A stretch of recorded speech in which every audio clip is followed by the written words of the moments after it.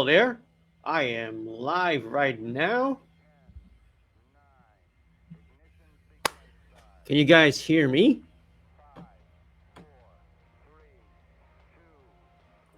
Okay, let's get it.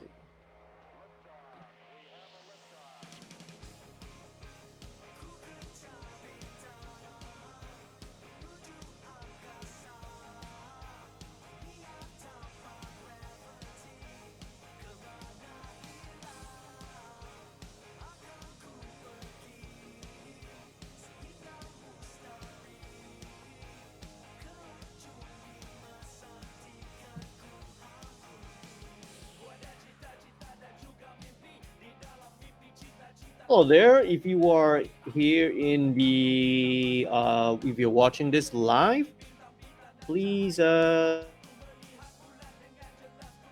hi. Leave your comments in the chat session. And this is a Ask Me Anything session. So, as usual, any sort of questions, any sort of whatever you want to chit chat about, right? Thanks for joining me and hanging out. Okay.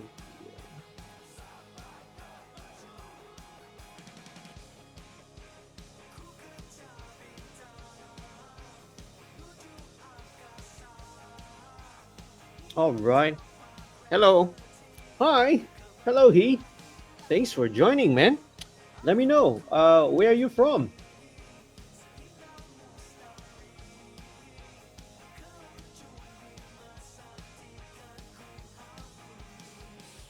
And can you guys hear me?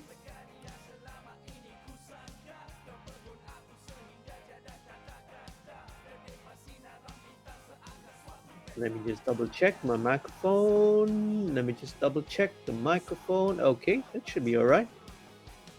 That looks fine. Standard definition. Okay, cool.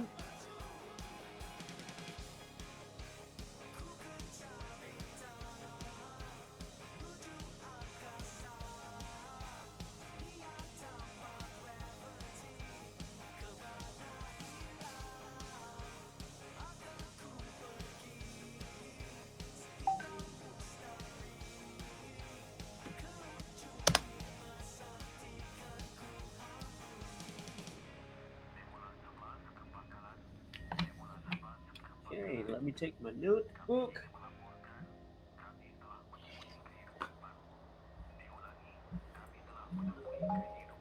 Oh, that's cool, man. UCSI. All right. What's your what are you majoring in?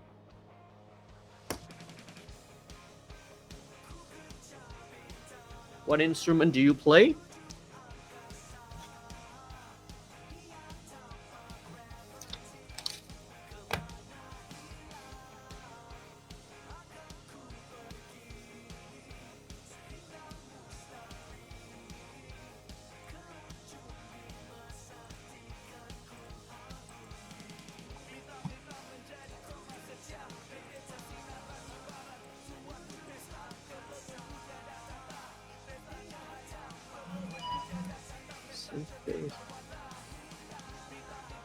Contemporary guitar. Okay, that's cool, man. Right. Yeah. So, so you play the guitar, um, an acoustic or electric,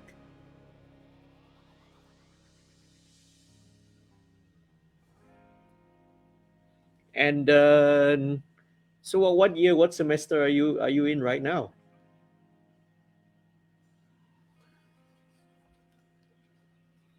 Okay, let's see. Kick.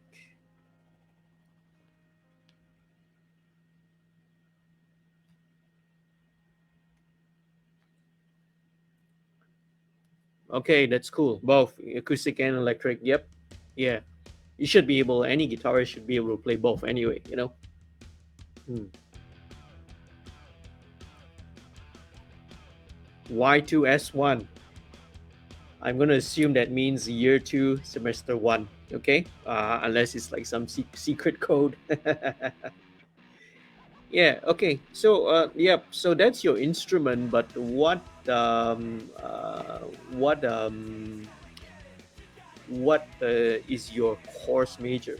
And hello, I see a couple of you guys in the viewing the Q&A as well. Please say hi in the comment section. Let me know where you are from.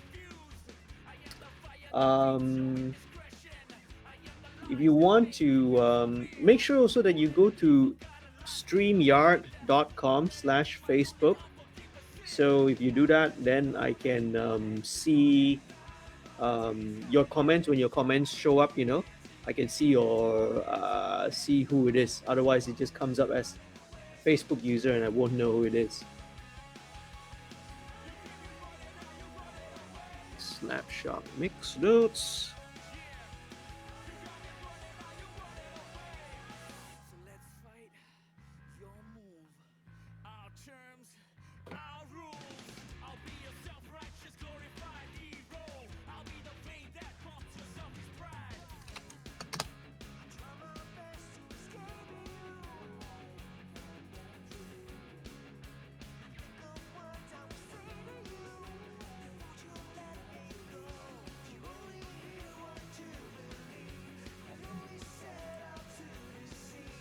Hello.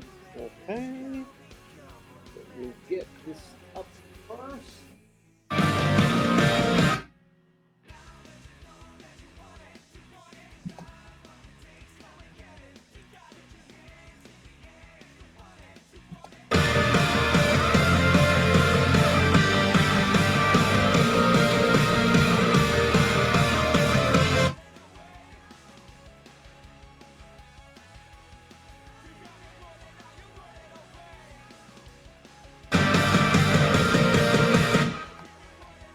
Let me shut this down first.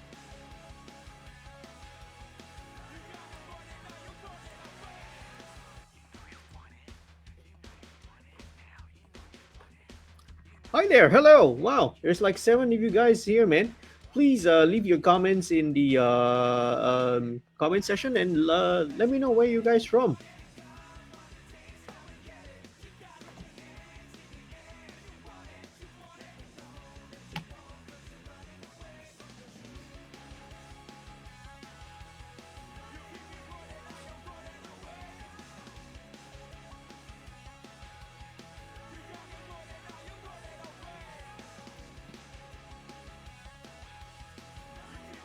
All right. Okay. Key. Okay. Cool. Good question. All right. Okay. So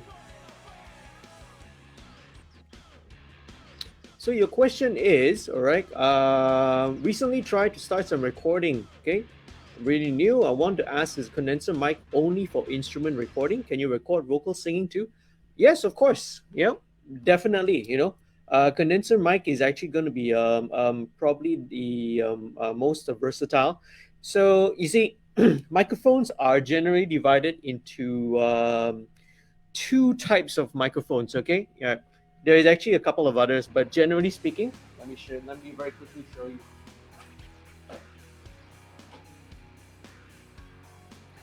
Right, what I have here. So microphones are generally split into two different types. One would be a dynamic microphone. Okay, so dynamic microphone would be something like you're very familiar with. You can see these like those handheld vocal mics. So these are dynamic microphones. Okay, right.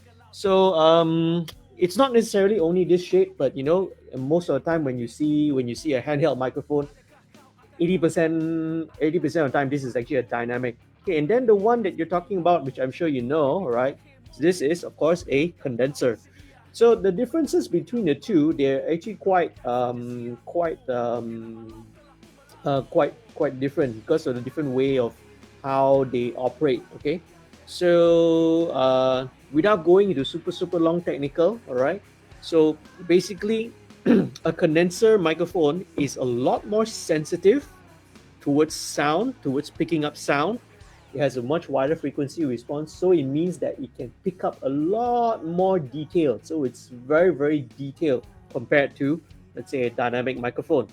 So it's definitely, so condensers are pretty much usually in a studio or in a recording situation. It's pretty much very often the very first choice of microphone. So yeah, definitely, get a condenser microphone, right?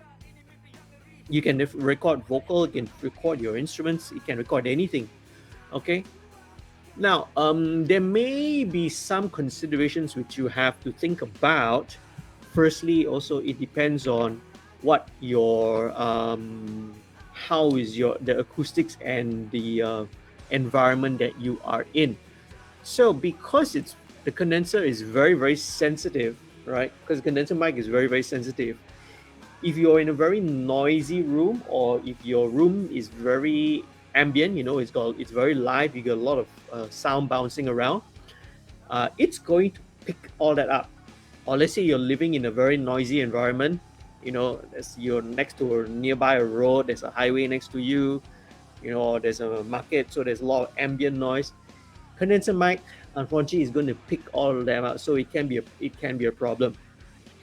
So in those situations, maybe getting a dynamic might be a better choice. Okay, right? And there's lots of good dynamic microphones around, right? So this here I have over here. This is an SM57. This is also a very very famous dynamic mic. Um, even though it's you always see this for instruments. Actually, this makes a very good vocal mic as well. All right, and there's a story behind this. This is an SM57, and then the cousin, right, the brother is called the SM58, the one with the ball mount, the silver ball mount. It's actually the same capsule. It's the same microphone. The only difference is only the design of the grill. They are actually both same. So right, so there's a long story. You can probably research, on what's the difference between the two, lah. But I hope that answers your question. Yes, you can use a definitely condenser mic. You can. That's probably more. I would choose to go with and get a condenser mic first, because it's going to be a lot more versatile. You can record vocals, you can record instruments, you can record guitar amps, you can record anything with it. Okay. Hope that gives you a question. Da-da-da. Oh wow, there's a lot more couple of guys here as well. Hi Sri, how you doing, man? It's been a while. Not this since the last time that we met each other at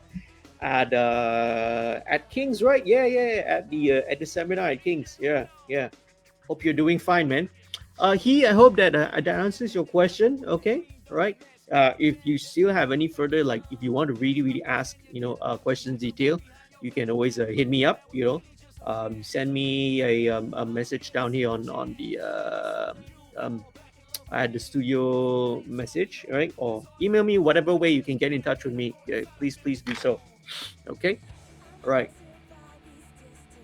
And question from Paul. Hi, Paul. All right. Okay. Right. I'm looking for an easy way to sequence drums. I don't know how to play drums. Haha, I need software that can help. Well, any software. Firstly, let's see. Okay. Now, pretty much most software, most DAWs that's in the market now. What are you on first of all? Are you on a PC or are you on a Mac? Right. Well, because most DAWs, most digital audio workstation softwares will always have some kind of a stock built-in drum sampler or drum player. It's already built in. So I think Logic has their session drummer. I think Ableton Studio One, even when I'm Cubase also has the built-in with Groove Agent. So they all already have pre-programmed drum loops, and which you can. There's so many that's available out there. Or let's say if you are on a Mac, good option for start would be. Oh, okay, you're on PC, right? Okay, so on PC, go and check out almost any DAW already has that feature. built in, So let's see, there are. You don't know how to play drums. Yeah, so if you are on a PC, let's see, what else could you use? You could also, if I'm not mistaken, there are some. All right. Oh, okay. You're using Studio One. Okay, so Studio One should have that. It's most DAWs already have a built-in the drum sequencer. All you need to do is, put up a MIDI track and and you can drag. It's just a drag and drop. You usually can drag and drop what drum loop. So the drums loop and the drum sample library usually has, within that library you have, let's say you choose one particular drum sound, then you choose your style.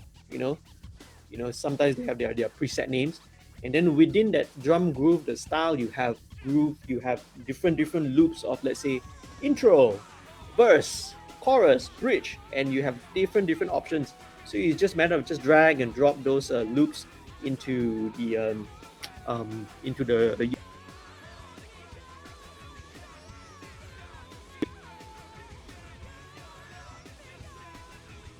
Okay, so yep, you're welcome, Hing. So actually, I have a much more, let's say, I've got a lot of stuff detailed. I usually do a workshop called the Direct Access Music Production Workshop. It's usually done live on the ground. Every year I'll just do it, but that's currently in the process. I'm going to have to shoot and edit all the entire course syllabus and migrate it online lah. Okay, so it's cool. All right.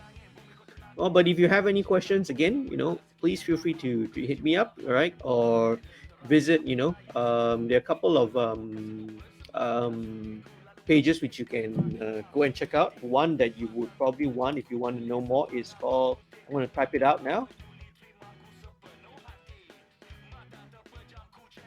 Okay.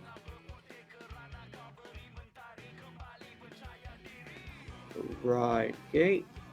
So, all right, Paul mentioned he's on PC, Studio One. All right. So check out, go into, yeah, probably you can very easy just head on to YouTube and look for tutorials, on how to, program drums and use drum sequences within Presonus Studio One. Right, because I'm not a Studio One user, so I do not know the specific mechanics and the specific methods of how to do it. But you can go and check it out as well. Okay. All right. SM57 is great for vocals. Okay, yep. All right, I agree, man. SM57. I plan to use one for input into my Access Virus TI desktop synth for the effects. Very, very, very cool. Yeah. SM57 is, it's been the classic. It's along with SM58. It's a classic microphone lah. All right. So I don't have SM58 with me.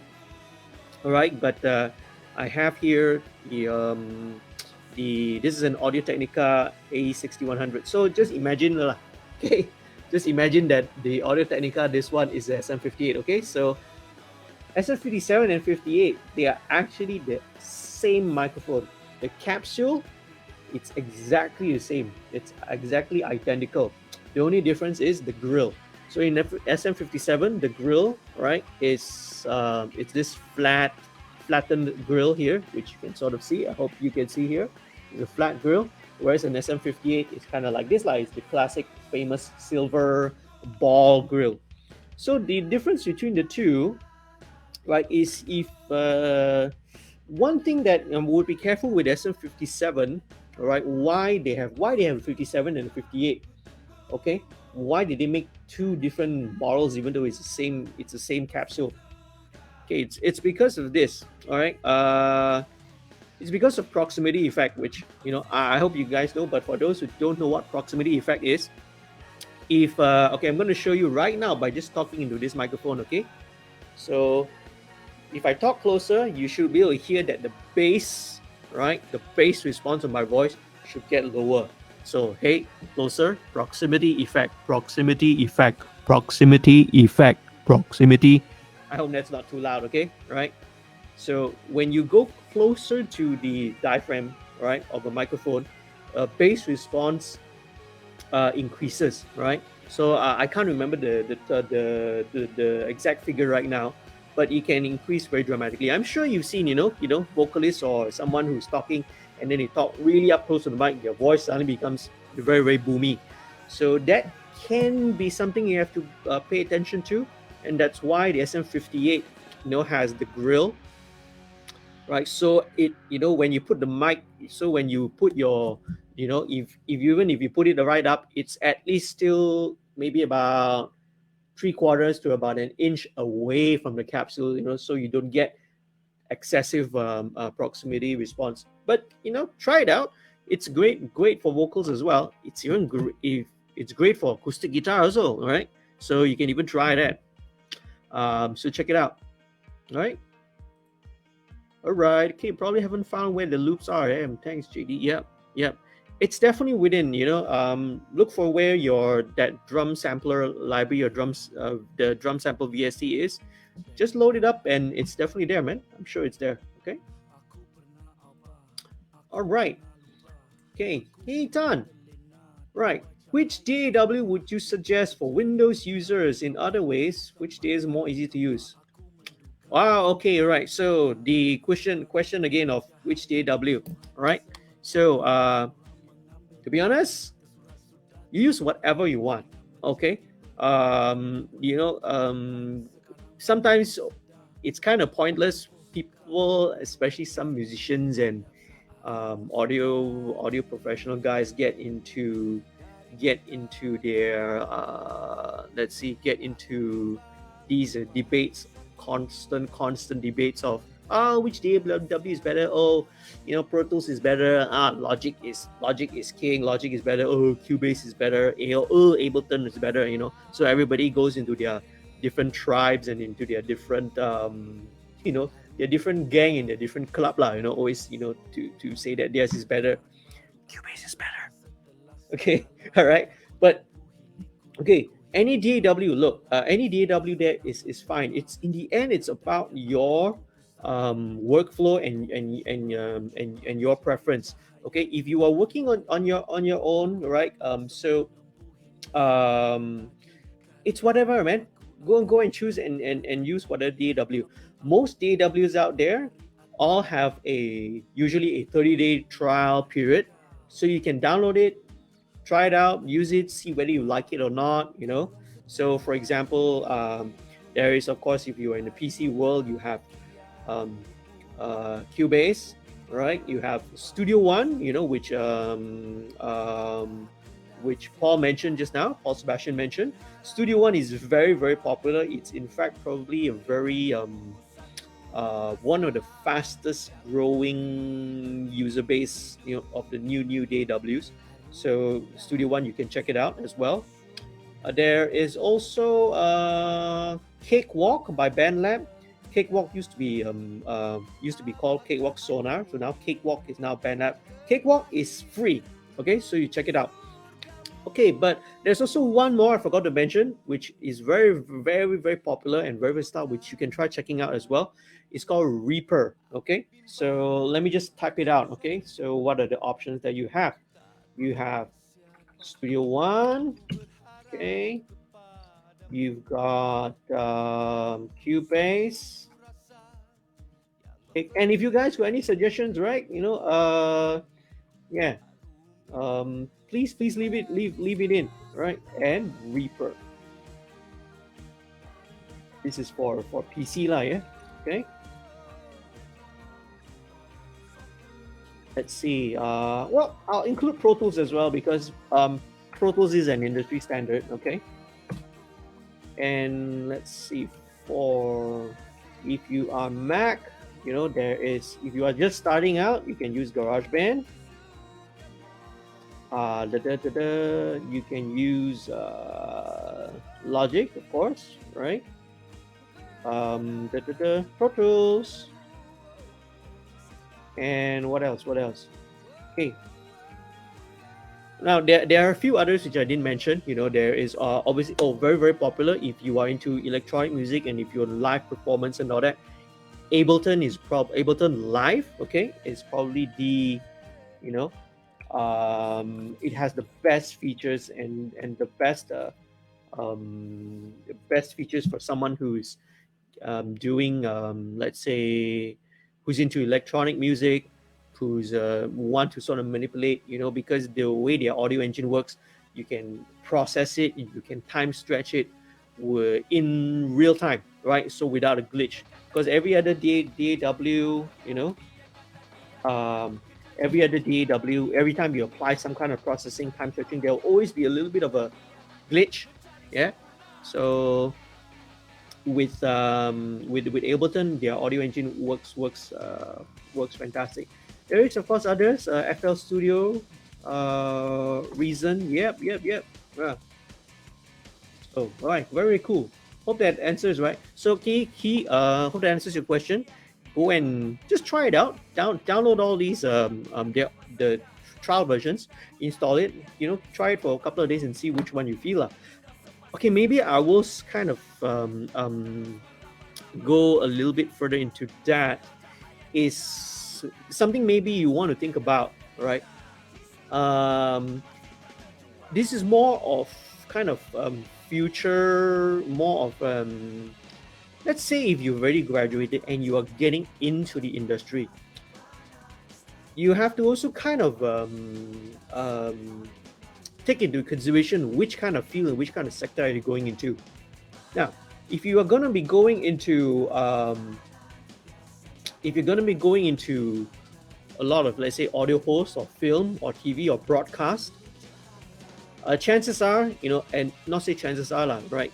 You are pretty sure that you are going to have to learn and know how to use Pro Tools. All right. So Pro Tools is fine. Okay. And if you are going to go into basically, what is the ecosystem you find yourself working in the future. If you're going to be working with a lot of music studios now in KL, all right, a lot of music studios here actually run Cubase, right? So like myself here in Studio 2105, I run Cubase. I'm using Cubase 10. Okay. Disclaimer: you will if you go you will probably find my face and my name in the Steinberg website, so I have to make a disclaimer first, like, okay. Okay, so I am a Steinberg endorsee, so that's why I'm using Cubase. Okay. But if you're going to know that you're going to go into an environment where there are going to be a lot of Logic users, for example, or if you're going to be working if you think you're going to be working in a studio or or a production company which uses that particular DAW, of course, obviously you want to learn up and how to use that particular DAW lah. So it's a little bit of a sidetrack, but something good to think of in the future as well. Okay, right? So if you're going to find yourself working in a studio environment, in a production environment, you would definitely want to learn, I would say the big three: Pro Tools, Logic, and Cubase. You want to be able to know these three. But if you're gonna be doing it, recording yourself at home, just by yourself, feel free to use anything, right? Okay. Hey, oh hi Luke, all the way from Kiki Sabah, man. So right, so cool. How are you doing over there, man? Right. So great, Luke. Great drum work on the new songs that was done by S-Range, I think. Yeah. So nice work on that. Luke is a drummer and also an engineer over back in KK Sabah as well. So your question is, hi, how about drum replacement? What about it? What exactly is your question about drum replacement? You want me to show you how to do drum replacement, is it? Okay. Good question. Very, very good question. Okay. I actually just did it last week. Okay. Let me just maybe go to the video which I'm screen sharing, which you could I hope you can see over here.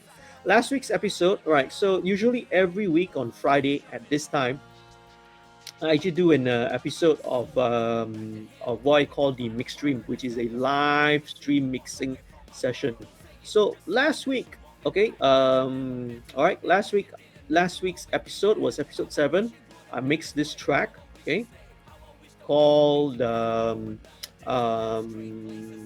it's a song called "It's Alright" by this band called Hooligan Skins, right? So they're a band from JB. So in this episode of Mixstream, right, I actually describe how to use how I did drum replacement on this. So if you want, you probably can go and check it out. Okay, I don't think I can. I don't want to risk playing the audio because some of the videos I have might have copyrighted stuff. So if I start playing the audio, okay, it will, Facebook might mute the live stream, right? Or even worse, will strike down this live stream lah. Okay, so go ahead and check it out. All right, so let me just quickly key in the link for you so you can go and check it out.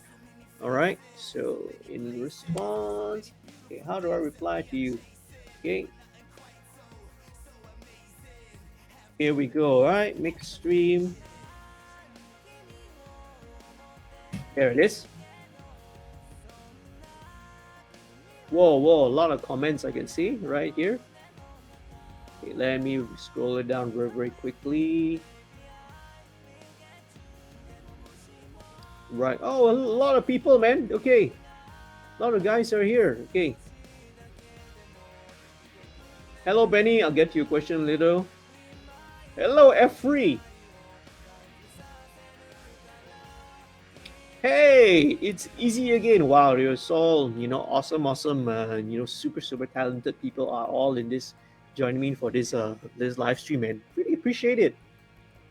Hello, Aprang Moharis. How are you doing? Okay. All right. Okay. So back to this is the link to the MixStream episode which I did last week. So the starting segment of it, does talk about drum replacement. Okay. So I will actually do another much more detailed video on drum replacement. Right. It's in the process lah, right? So it's very cool. I got a couple of Malaysian drummers to send me they just record on their phone, right? So sometimes the audio it's a bit crappy, but what I do is I try a little experiment to try and convert all their phone recordings into full on drum replaced sound. So go ahead and check it out. So if you guys, please, if you can, take a moment, right, to head on down to so when that video comes up, right, I'll let you know. So yeah, if you can, take a moment to head on down to my YouTube channel. So I upload pretty much roughly about 3 videos a week, right? I try to, right, to depending on my schedule.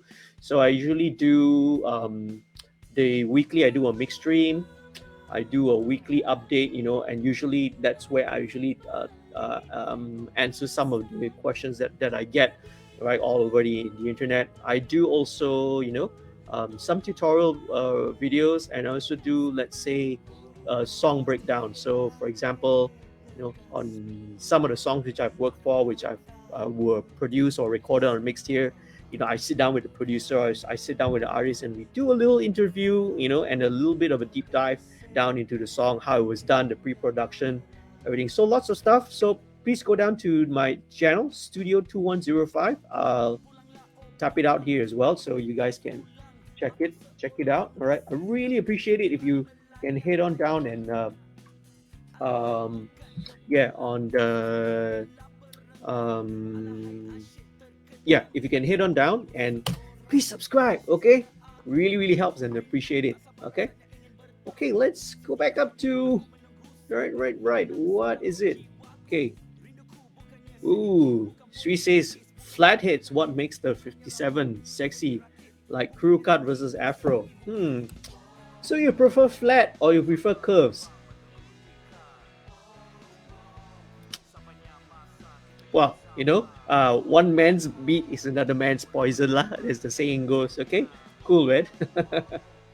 Right. All right. Hey, Benny Ben, any favorite plugins, effects, EQ, compressor, instruments, as such? Right. Okay. Good question. So again, if you head on down to any of the MixStream sessions, for example, which one is it? Let's, for example, all right. Let me just go to you this one. You see that in the description, okay, of every MixStream episode. There'll always be, all right, there'll be timestamps. So for example, if you want to jump to a very specific topic, right, instead of having to watch the whole video, right, you can always just jump, right, to the particular timestamp, right, because each of these mix streams is a couple of hours long, so it can be very, very long as well. Okay, so I also have a list of some of my favorite plugins which are always here, right? So if you go to the just head on to the YouTube channel. You go to any of these, I always have a list. So for example, here, Slate Digital. I love Slate plugins. I have Plugin Alliance, right? Some of my very favorites are TDR Nova, which is a dynamic parallel equalizer, Waves MV2, and so much more, right? So you can sort of check it out as well. I use UAD, so there's no one particular. Maybe I will, that should be one of the videos that I'll do, like my top 5, top 10 or top 5 favorite plugins. But yeah, here's what I think, right, about doing such videos. It's a little bit clickbaity, which I understand. It's YouTube, it's social media, but I'll get around to it, okay, to doing such videos, right? Okay, let's go to the next one. So as I mentioned, for PC, you use Studio One, Cubase, Cakewalk, Reaper. Pro Tools is also available for PC, okay? And if you're on the Mac environment, there's GarageBand, there's Logic, there's Pro Tools, okay? Benny Ben said, "Yay, Reaper, my number one DAW for years now." Yes, yeah, Reaper is very, very popular, very, very powerful. It started out as an open source. It's an open source, basically an open source software, DAW. Very, very cool. You can have different skins. It's really, really powerful, and because it's open source, a lot of people are developing plugins for it. Okay, so check it out.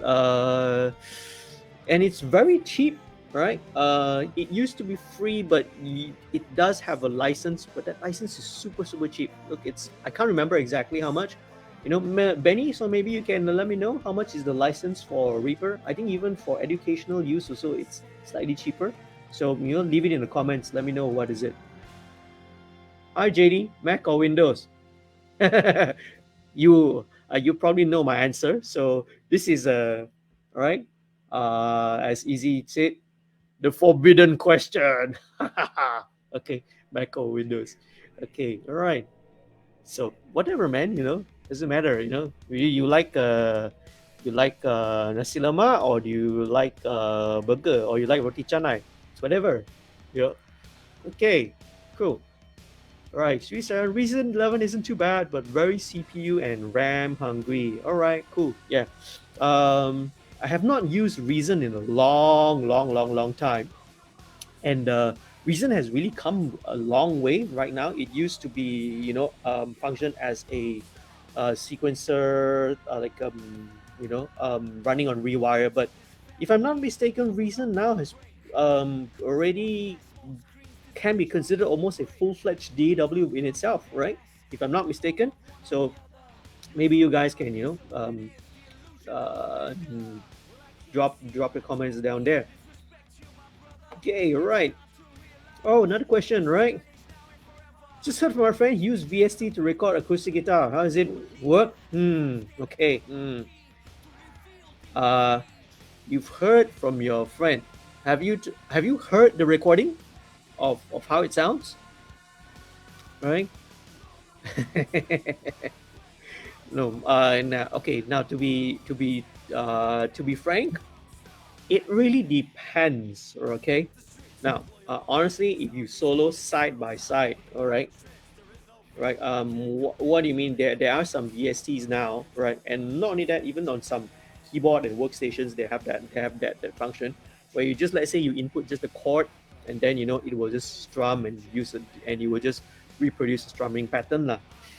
To be honest, my opinion, it sounds terrible, and sometimes there are some projects that come in where it's been used using a this kind of VST acoustic VST instruments.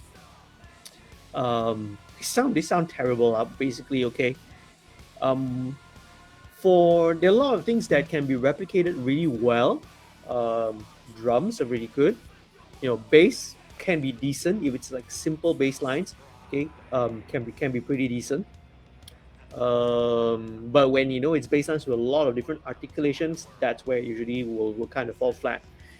What else? Piano, keyboard sounds, synth sounds from VSTs are pretty good, very very good. Unfortunately, up to this day, to be frank, to be honest, none of the guitar VSTs there sound good to my, well, at least to my ears lah. Okay, all right. So, well, if it's just a VST that does like the simple strummy pattern, and you bury it just in the back of the mix so that you just kind of hear the strumming, then probably it's okay, it's fine, it works. But honestly, right, VST for recording acoustic guitar and guitar, yeah, they suck. Okay, right. Ableton Live is the master race. Well, we should, well, because you're Ableton Live master. See, I think it's the other way around, right? We should be masters of the DAW, not the not the DAW master us instead. Okay, all right. So a lot of you guys are saying hi to each other. Hello, Bangmo. Right. Okay. You're welcome. Okay. Let's see. Hi, Kurt. Hello, Kurt. All right. Who else is down here? Okay, let's see. Kurt, do you have cement in there? Oh, what do you mean? Sorry, I really don't get your question. What do you mean by do I have cement uh, in there? Could you clarify, Kurt? What do you mean by cement? Okay. All right. Okay. Right. Easy said. Right. I honestly don't prefer drum replacement, but I love triggering samples on top of real recorded drums. Yep. Gives more edge and dynamics compared to just replacing live drums with VST drums. Yep. I totally agree with you. I share exactly the same sentiment. And so I did mention, so same thing I did mention in that last week's episode of MixStream, as to are the you know what are the reasons why do you want to employ a technique as using drum samples and all. So um, I like to always think of things, when you talk about processing and dealing with audio in two ways.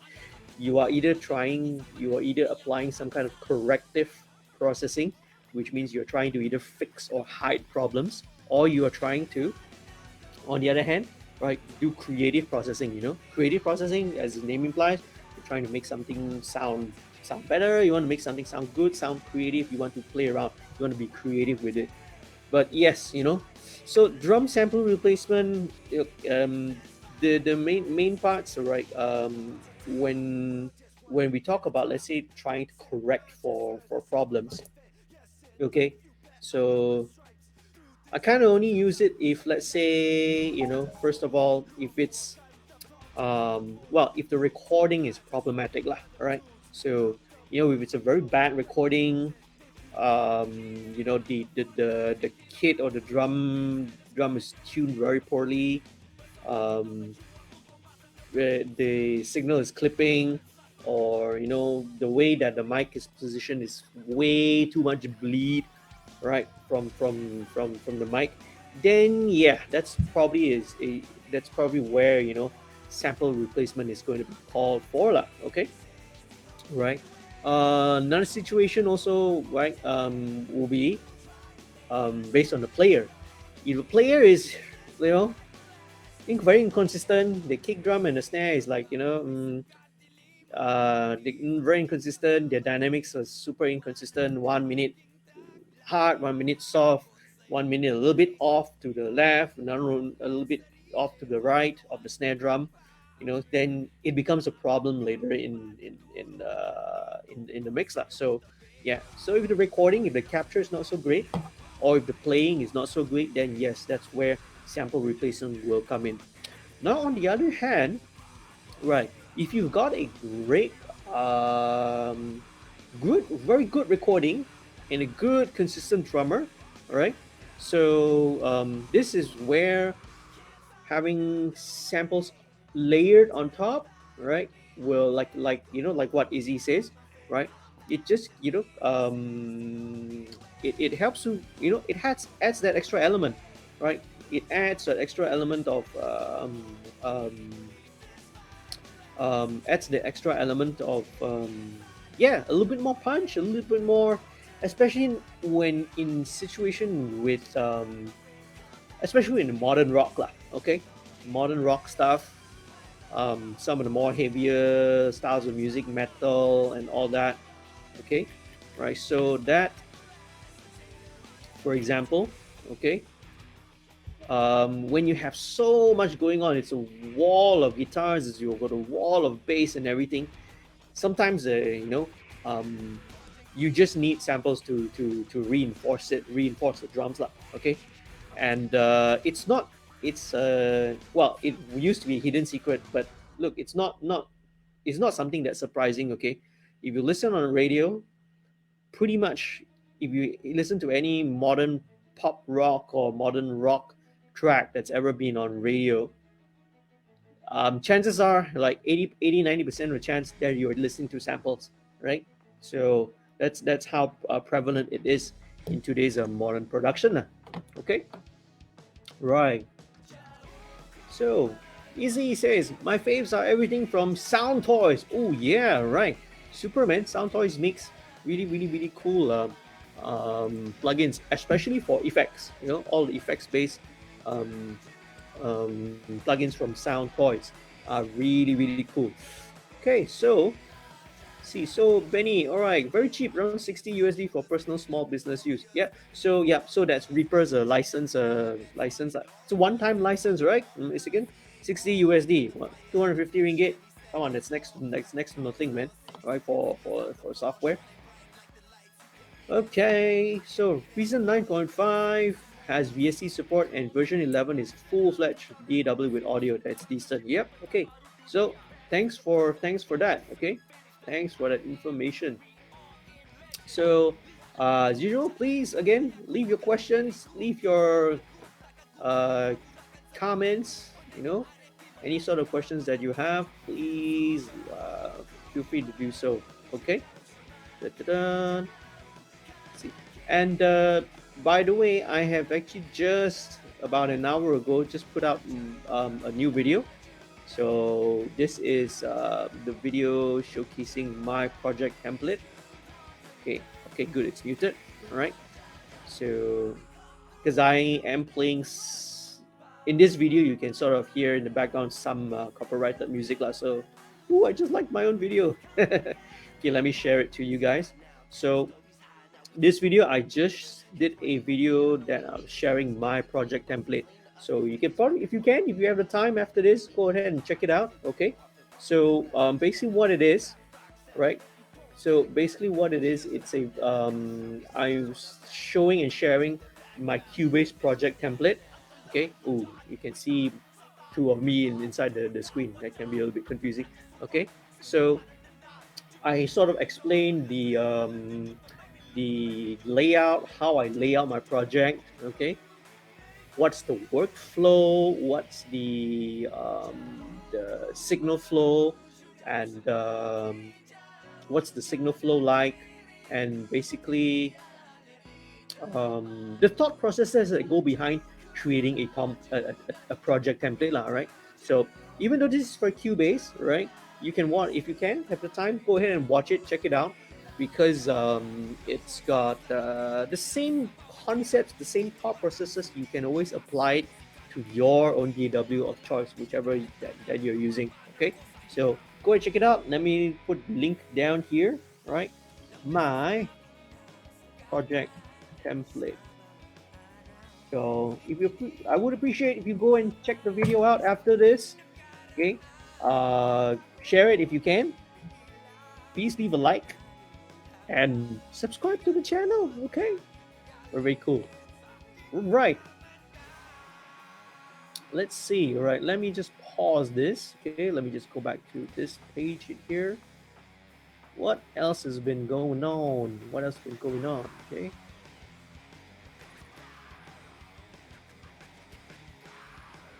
Okay, let's see. Wow. We're almost coming up to about an hour already. So that time is really flies. Okay. I will probably be here only until midnight, 12. And after that, I will kind of log off. Okay. Because I'm gonna be doing some work. So like I just finished a mix for the last week's episode, the hooligan skins, right? So plus a couple of other stuff as well. So I'm also working on a mix for Slapshock, right? They're actually recording their brand new album. So we've done like two songs already. Unfortunately, I can't really. I wanted to showcase um,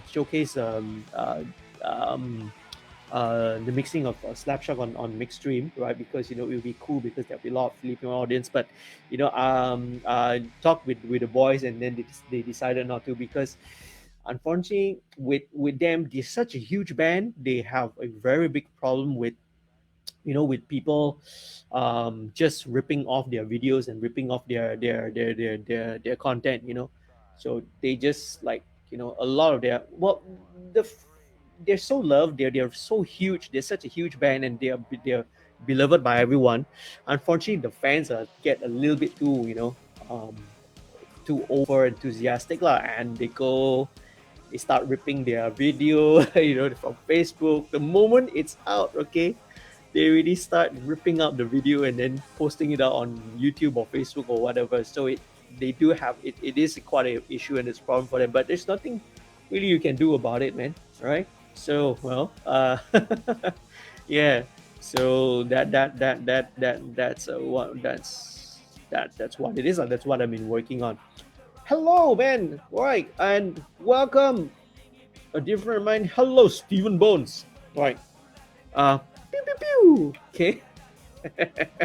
Right. So, Steven, so, all right. So, the question is how's video editing working out for you so far?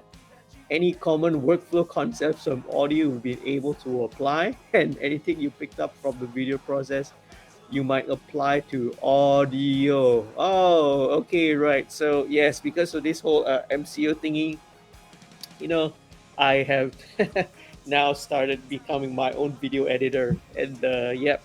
So, any common workflow concepts for audio?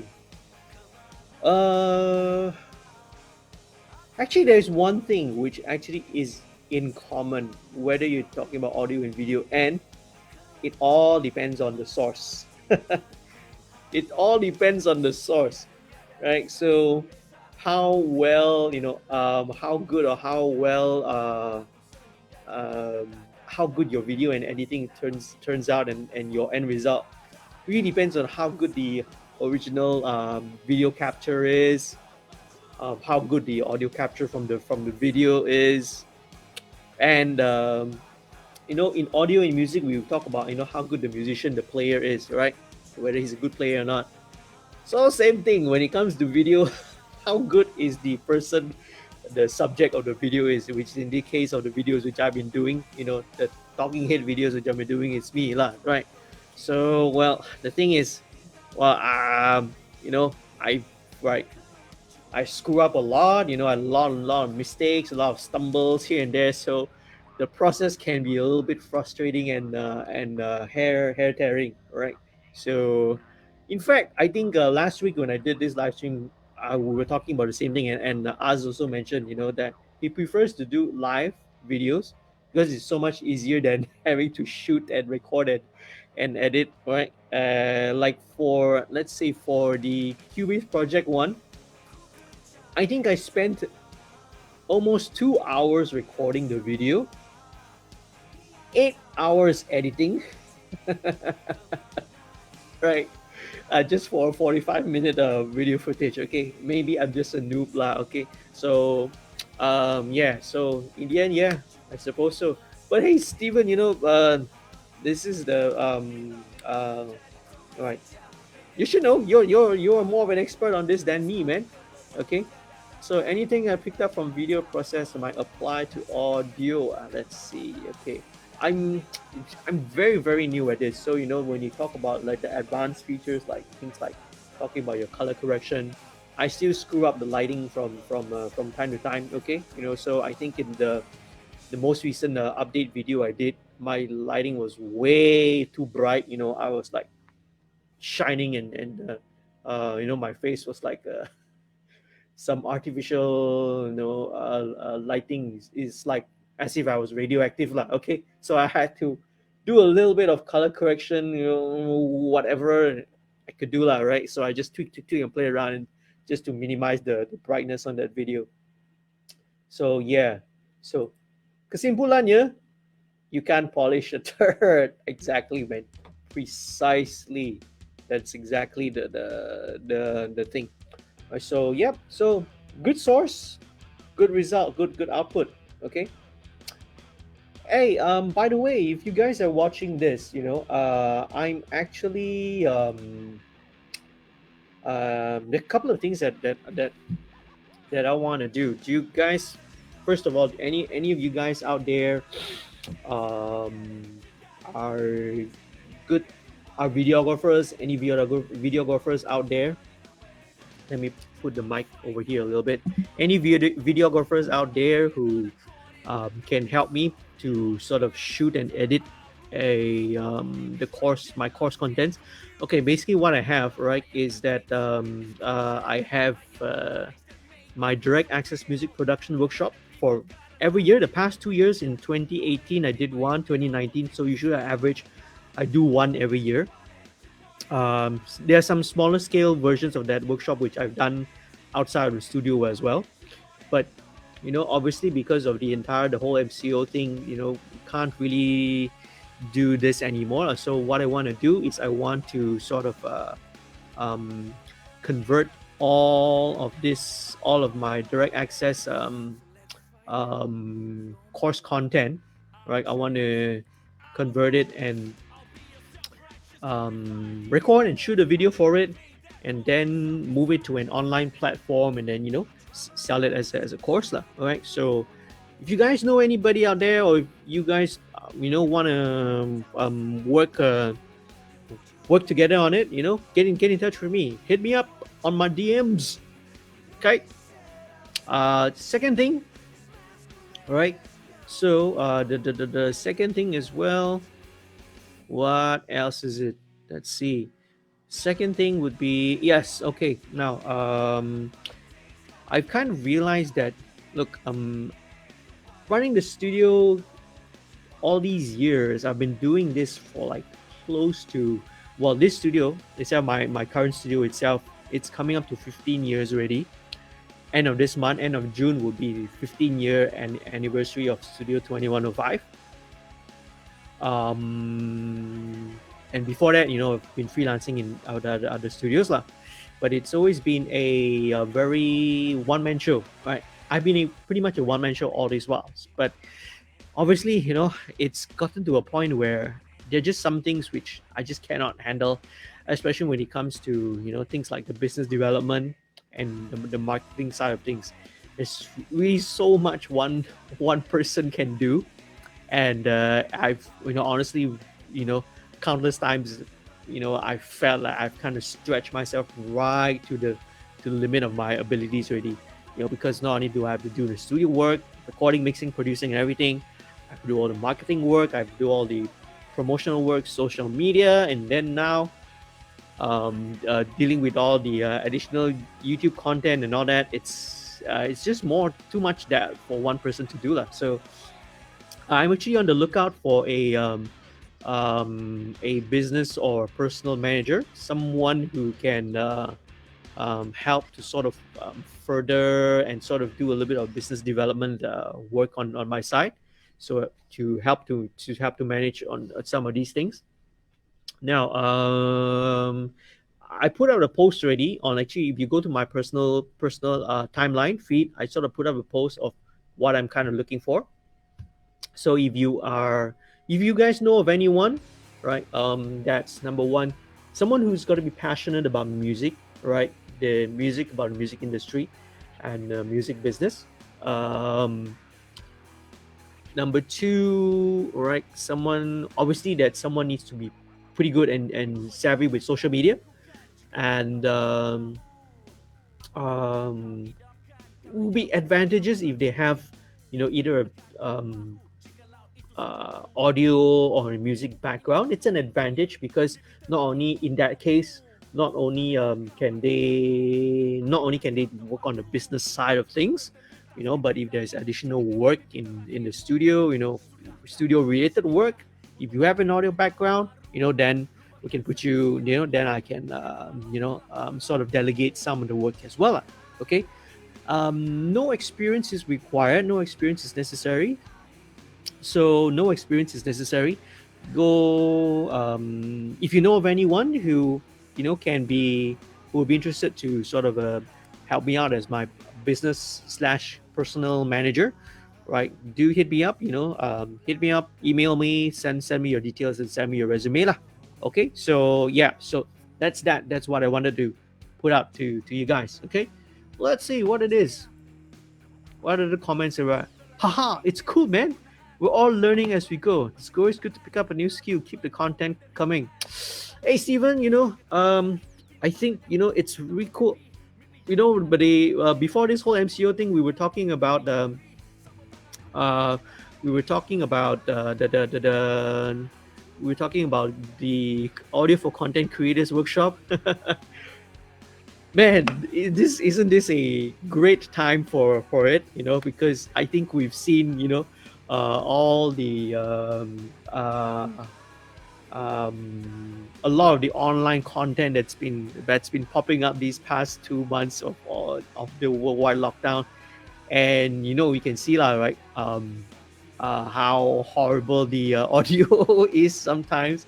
I was just watching one a couple of days ago, which pretty big professional organization, all right, and the audio sounds really really bad. Okay, this live stream, all right, I don't know how it sounds over the other end. Okay, this live Q&A session, because what I'm using is I'll show you here. Okay, but hey man, I'll show you guys, right, what I'm using.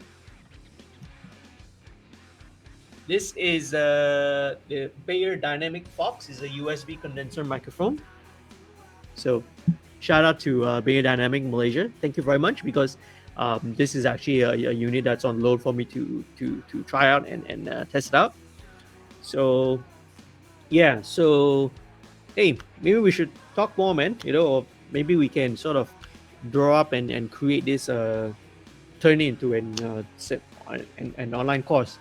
Okay, we'll talk out of stream. Okay. Okay, hi he. All right. You have another question. Is there any difference between the headphones and IEMs while recording? Oh, okay.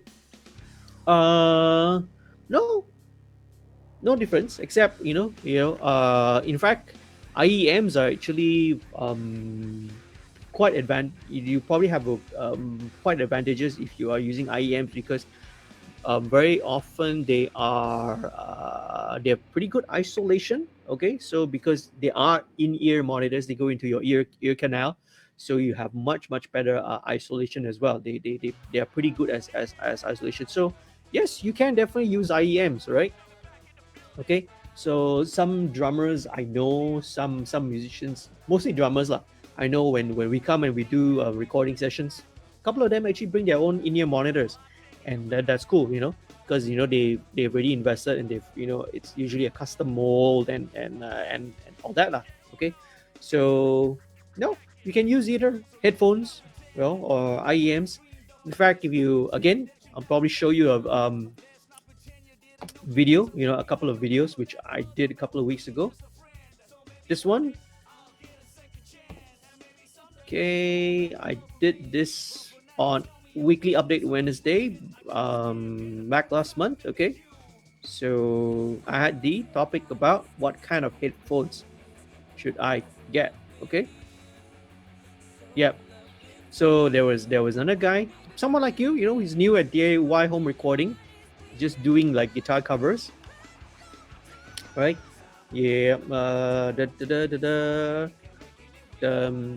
So you know, and when I went on Jamtang, when I on all the forums, this question gets asked like every couple of days. Someone will pop up. Oh, what headphones are? Oh, what audio interface are? What microphone to get? And so you know that's why I have all these weekly videos which I can just direct you guys to it lah. All right. What sort of are you using any headphone or IEM at this moment? He, no. Well, what model are you using? Okay. Oh, for StreamYard, you can go into Cam Mic under Audio, select the Disable Audio Processing cause. Otherwise, Stream will try to optimize your audio for speech. But right now, it's all loud and clear. Okay, cool. Yeah. I saw that. The setting, but I didn't want to mess with it. So I guess they are doing some kind of processing compression to level out audio or something like that. Is that your experience? Because Steven, I think you are also using StreamYard, right, for your for your lockdown shows and all that. By the way, guys, go and check out go and check out Steven's you got like a couple of shows, right? You have the Lockup Live, you have the Chap Fan show. Is that right? And I've not seen the Chap Fan because sometimes I might be busy, but I've managed to catch your Lockup a couple of times lah. Okay, so if you guys have want to have a good time, and check out, right? Steven is a great, really really funny guy, stand-up comedian, video artist, musician, everything, audio engineer, everything, super multi-talented guy lah. Yeah, Steven, if you want to drop the links to your stuff, to your videos, you remember all the videos, the Lion King parody and all those videos that was viral, was it last year or something like that? It's all done by Steven, man. So go and check it out. Okay, feel free to drop your links and shout out your all your stuff and your contents lah. Feel free. This platform is for all. You want to promote your own stuff, you want to promote your song, you want to promote your music, go ahead, man. All right. Okay, TFC, cheap stuff only. It's okay, all right? Cheap stuff is fine if it works, fine if it works good, all right? If it works okay, that's perfectly okay, man. All right. So I did the go. You can go to my channel. So again, right, if we talk about headphones, and then also, right, some topics as well. I also did, which might be relevant to you, right? How to record, vocals and guitars. I assume that you are a guitarist, right? So you might want to find circumstances of how you want to record your vocal and record your guitar at the same time. Okay. And the most recent one, which I just did Wednesday, was how to deal with headphone bleed, because that was a important question that came out as well. Okay, so go ahead and check out those videos. Okay, right. So, okay, Izzat Ilman, what is the proper mixing level before mastering? Okay, cool. Right, what's the proper mixing level? Right, so now in this day and age of digital audio, high resolution digital audio, there's a if you go online, right, you're gonna see a lot of recommendations lah. All right, so some people will say, you want to leave couple of dB, you want to leave like maybe 3 or 4 dB of headroom, so the mastering engineer will have the room to play around with. Some people will say, you want your you know, you want your RMS level to be around this amount. So you go around, you ask around, you know, you ask 100 people, you get 100 different answers. Okay, so now, so there's basically no again, there's no fixed level lah. But firstly, obviously, two things for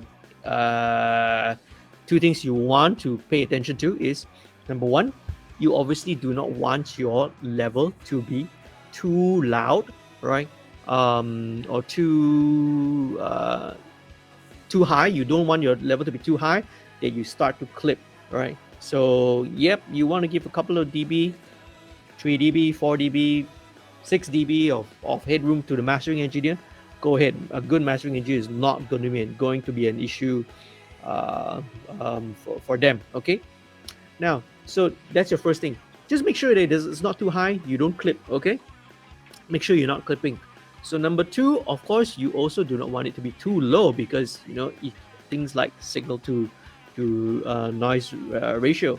So inside the inside your let's say your signal to noise ratio. Now, in theory, inside a digital environment, in theory, it is noiseless. It's in theory lah. But you also have to bear in mind, what about, you know, your earlier stage pre your audio interface. Your audio interface, even though digitally, it's in theory, even though in digital, in theory, it's supposed to be noiseless, but there is always some system noise. You know, there always some noise floor which is generated by, you know, by the by let's say your preamps, your AD converters, and all that. Okay, now I'm not an expert. I'm not a digital audio expert, or you know, someone who's into that. But you basically, you know, do not want it to be too low a level as well, because when your mastering engineer brings up the level, he's going to bring up the noise. And this question, I actually address it every time on every episode of MixStream. So you know, you can also, I've also arranged the videos according to playlists, so you can always check out. Okay, you know, I have MixStream, I weekly update Wednesdays. I have my AS Malaysia, blah blah blah. I have my show reel as well. So if you guys want to check out, right, my mixing show reel stuff that I've mixed, right, my hits. These are hits. These are all songs which are all that have a million views on YouTube and above. But if you head down to okay, head down to my channel. All right. So you can check out all the MixStream videos. I always explain pretty early on. I always talk about, right, I always talk about how to set my initial levels. Let me just find another one. Okay, let's see. Yeah, so yeah, for example, whenever I set a rough mix, right, that's where I always set my initial levels. So you can go ahead and check it out. Okay, on how how do I get a average? How do I know, all right, that I will get a proper mix level, all right, at the end before I send it for mastering? Hope that answers your question, Isat. All right, do check it out. Again, if you guys, right, feel that you want to, maybe I did explain it clearly enough, I do apologize. I'm sorry. Right, but if you want, let's say, a much more clearer and a much more detailed explanation, you can also sort of hit me up, right, on, I'm up on Facebook, I'm on Twitter, I'm on Instagram. Okay, as you can sort of see, right, where, okay, oh, you can't see my name here, right? Okay, so let me hide this first. Yeah, okay, so you just look for Mixploit2105. You'll be able to hit me up, right? Email, all that. Also, you can also do that as well. Okay, so just watch any of the MixStream videos. I'll always explain and talk about you know, all the different stuff. And if you want to go to, let's say, specific topic, you know, you can always jump. I have the timestamps all in the description. So let's say you want to talk about levels, yep, jump to 9:24. Poof, it jumps straight there. If you want to talk about using auto tune, okay, I have here talking about auto tune. right, in this track. Again, I'm muting the audio on this because I don't want Facebook to suddenly give me a copyright notification lah, okay, because that's what they do, even though sometimes I'm streaming and playing my own music. Okay. Hey Izat, I hope that answers your question. Okay, so your question was about the proper mixing level. Okay, very cool. Okay, all right, let's go to, let's see. Hitan says, any MIDI keyboard suggestion? Oh, okay. Actually, this one you should probably ask Easy. If Easy, you are still there, right? You are the expert when it comes to keyboards and MIDI keyboards, right? I'm just a guitar player, so I can tinkle around with the keyboards a little bit. Okay, um, so there's so many, man. There is pretty much all of them are pretty good, so it comes down to, I think, personal preference. Right, so let's say, right, I think Sri mentioned there's a Nectar Panorama P6. Oh, okay, all right. Nectar is a little bit fancy, isn't it? Okay. Right, but I think very, very popular brand would be M Audio, right? M Audio has been around the business for a very, very long time. Akai is also another popular brand out there. So let me just list it out, right? I think the M Audio is like, especially the M Audio key station, right? Let me just type it out so you can. All right, the key station, all right. The key station series has been one of the longest running series of entry level and affordable ones lah. I've used my key station for more than 12 years, and it still works fine until this day. Of course, now I kind of upgraded. I've used a bigger. I'm using an Akai MPK 88 as well. Okay, so yeah. So Benson mentioned, right, regarding MIDI keyboards, key feel versus fancy buttons. Right. Hey, maybe you can elaborate, because Benson is also, thanks for joining, man, Benson. Right, because Benson also keys are your thing. So you guys are the experts on this lah, right? Right. Sri also mentioned. Okay, so I was mentioning M Audio key station. So these are entry level ones. You can go and check it out, right? If you want just a simple, bare, basic MIDI controller, the M Audio key station, I think it's great value for money lah, and can tahan very long. Like I mentioned, I've used mine for what, 12, 13, actually longer than that. Even when I was my home studio, I was already using the M station. So it's actually close to 18 years, man. 18, 19 years I've used my M Audio key station. It still works until this day. Right? Okay, so what else? Right, Sri mentioned really good feel and aftertouch. You're referring to the Nectar, right? Yep. So very cool. Yeah. Cool. Right. All right. So Steven mentioned, yeah, I use StreamYard. StreamYard and even Zoom both have audio processing by default. If you try anything music related, you usually mess things up.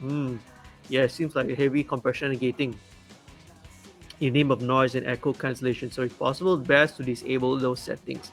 Right. Okay. Let me go into my settings. Let me check very quickly. Disable audio preset processing. Okay. All right. Cool. Now let's see what is this. Do not use this setting unless you have a high quality microphone and are wearing headphones or don't have any guests. Wow, this setting disables audio processing features like echo cancellation, noise suppression, auto gain, blah, blah, blah, blah. This is often used by podcasters and musicians. I see. Okay, I was just looking into the settings. Yep, I see. Okay. Cool. I will keep that in mind lah. Right. So when I do my live streams, right, I got a call from Jennifer Thompson, and and a few others who called me about. So we always joked about, I always joke about my YouTube content being like shitty video quality because I'm using like just using my shitty webcam. I am really thinking of getting a upgrading into a proper real camera real soon. So the joke has always been going around that I've got shitty video quality, but great audio, great audio quality, right? Because when I record my stuff, I'm running it to like a really expensive preamp and a compressor, right? Not on this Facebook Live video, right? This Facebook Live video, I'm just using a USB mic, this Bear Dynamic Fox, right? Bear Dynamic Fox. But when I do my live streams like that, I'm using like pretty high end microphones and a preamp. Okay, let's see. All right, so right. Nah, keys are not quite my thing. I'm a guitarist too. Oh, all right. Sorry, my mistake, Benson. Okay, all right. Oh, Sri, you were referring to the M audio key station. Yes, yeah. That's why I think it's like the M audio key station comes up pretty much on a lot of people's lists lah. Okay, like list of what. Yeah, it's like always in the top 3 mentions. M audios, right? It lasts forever. Yeah, it'll probably last long before we're gone, man. Okay, all right. If the world is still around, lah. Okay. Alrighty. Okay, so Benson mentioned it really depends on what you ultimately want to use it for. If you're a keyboardist, you want the hammer action and all. Okay, probably just skip the fancy buttons because both combinations are not cheap. If you're going for balance but solid, start. All right, Akai MPK Mini, there's Novation Launch Key Mini, there's a Native Instruments M32. Right, cool. That's really good advice, right? So you choose and you decide, do you want just a bare bones basic a keyboard, or do you need all the additional like the pads, control surfaces, the faders, touchscreen or whatever? So it depends on what you want. And I think you also want to consider about portability. Do you want one that's portable? Okay. Let me hide this first. Okay. So do you want one that's portable, meaning something that you can carry around, something that you can bring around with you? Or do you want something that's more in place, right? Something that you can just keep inside your studio. So obviously a 25 key, 49 key is going to be much more portable, and much more portable. And but if you you want a lot more features, you want something that's a bit more solid, right? You use a 61. You can either get a 61 key. Is it 61? Okay, I don't know. Either 61 or an 88 key. Well, so if you are someone who's have a classical piano background upbringing, you're very used to a piano touch, then you might want to get one which has a which has the piano hammer action lah. But that of course is going to be a very pricey, and usually those are very heavy. You usually find those on maybe the bigger ones like the 61 key and the 88 key version, and that is definitely not going to be portable. Okay, carrying around those is going to be a okay, all right. So so like I mentioned, right, so just recap again, right? If you're going for something solid, go for like a 25 key one lah. MPK Mini, Novation, Native Instruments, and of course, like I mentioned, M Audio. Okay. Righty. 11:24. Okay, cool. So, next question. Of course, all right. If you guys have any recommendations, okay, of what's your favorite MIDI, let me know, man. What's your favorite MIDI controller, all right, that you guys are using? Okay, so let's see. Okay, okay, back to the question. His question: how should I get into scene? One of the work I want to do is concert FOH. Let's see. Right now, I'm going to state the obvious first of all. The concert, the concert and live event industry is not going to come back real soon lah. It's not going to recover real soon. We are looking. We all know, okay. We cannot escape from the fact that it's It's going to be at least 6 months, probably a year, until we can get a reliable and tested vaccine for COVID-19. So that is going to be, something that's out of the question for the time being, lah. But getting into live sound, getting into live sound industry, look, it's very the easiest way and the best way which I can recommend to you, especially if you're a fresh graduate, is just to, right, okay, obviously let's assume, right, you mentioned you are your second year, right? You are year 2 semester 1. So how many years left have you got? You got about a year and a half left in your studies in your college. So fingers crossed, let's all pray, okay? Let's all pray to, let's all pray to God, Allah, Buddha, whoever you subscribe to, your belief is. Let's all pray that by the time you graduate, okay, that everything's back to normal lah, okay? Fingers crossed, touch wood. So look, the easiest way is just to go and get a job with any of these live events companies, any of the backline audio system providers.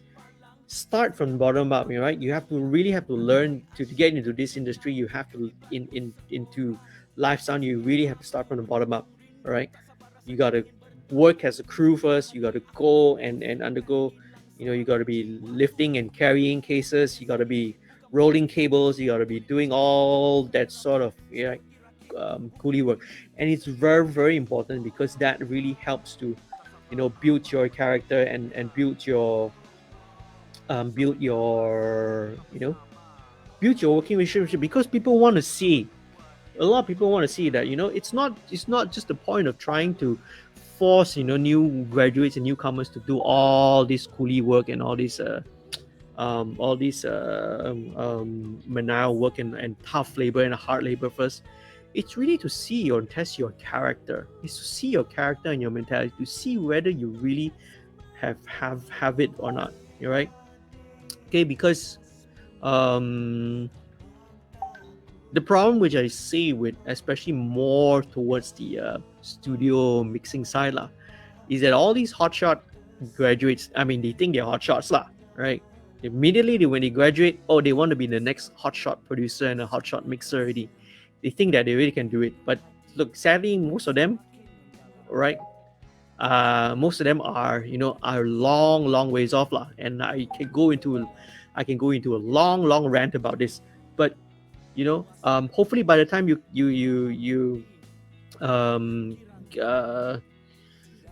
graduate, things are going to be back to normal. Go work as a crew first. Work as a crew. If you are just rolling cables and all that, so be it, right? Because you want to be part of the team. You want to be able to see whether you can work as a team. Every member is valuable. Everyone is valuable, from the crew all the way to the stage manager, to the technician, the system engineer, FOH engineer, monitor engineer, broadcast engineer. All of them play an important role. And you need to be humble. You need to be hardworking, and you need to be show and to demonstrate that you are able to work together as a team to assimilate into a production or a company's workflow, the work ethic, right? So all of it is more important. So that's kind of my advice, right? So if you talk about getting into the scene, that's a really hard question to answer now, man, because of obviously of the situation that we're in. Okay, it's actually now the season for internships, because you're now kind of because it's now going into June, so it's kind of going usually into the second semester of the, and I've gotten a couple of applications from some interns lah. Okay, right, so I've spoken to them. I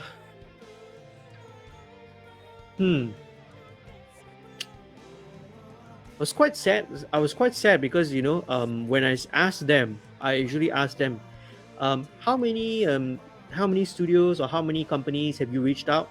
So one of them told me, I reached out to 16 companies. like 16 companies, and he said you're the only one who bothered, who replied my email. It's like, I really feel, you know, it's hard. I really feel bad, and I really feel for, you know, a lot of you music and audio students right now, because look, it's not a good, it's really not a, you know, it's not an easy time lah. So I really do feel for you. Well, I could definitely go into a long rant and a long story about it, but you know, hopefully you prepare yourself. My advice to you as well, if you are studying now, is don't wait till you graduate. All right, if there are any opportunities now or whenever that's going to come up, go and take it, and don't limit yourself to just live sound. Okay, yes, live sound may be your ultimate goal, but I suggest, and every audio student, you know, any audio music student, go and dip your toes into every field. Go into try out music production studios like myself. Dip your toes into radio, dip your toes into broadcast, dip your toes into live sound. Oh well, there's no live sound to be to be mentioned for now. So you know, dip your toes into audio post, everything. Try every single thing. See where you don't try it, you try it, and then sometimes you will know how, you know, whether you have an affinity for the job or not. Maybe sometimes you think that, oh, you know, I would love to do live sound, but then suddenly you when you get into, let's say, audio post, suddenly you feel like, hey, I actually could do this as well, you know, and I actually enjoy it. You never know. So I always encourage, right, keep your options open, try every single field and out there. Game audio is game. If you are a composer, game audio, immersive audio is also another big emerging sector. So you should check that out as well. Okay. All right. Hope that answers your question. All right, Key. All right. You know, I love taking these sort of questions. All right, because am planning actually to do a video to sort of share how my career path was. I used to be in your shoes as well, so I would plan to do a video like that, and when it's done, I will post it up, right, on, I'll upload it to my YouTube channel, and you know, you can probably check it out once it's there. Okay, right. So yeah, Bridge, hello, and Chi Ahmad. All right, Zach, is that you? Okay, right. So preach, right. I'm not a preacher lah. Okay, right. I don't have the qualifications to be a preacher. Okay. Update baru ni cun lah jadi. Right. Yeah. So I've been contemplating, you know, I do a weekly update video, and then I do these kind of live streams. So what do you guys think, man? Do you guys rather that I just do this kind of a, you know, like a update on Facebook Live thing, or, you know, should I be doing my, you know, update videos, or both? You know, some of you seem to like the this format of, you know, live sessions more.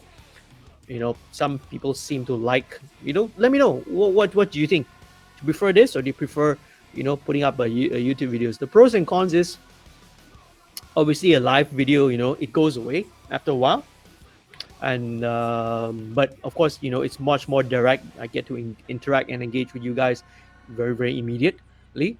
On the other hand, a YouTube video is a little bit more long term. It's there, you know. It's useful for me to, let's say, if I want to, you know, if I want to answer a topic like I mentioned, you know, some of you guys had set up some questions earlier. I can just direct you to those YouTube videos, you see, so instead of having to repeat them. Let me know, man. Okay.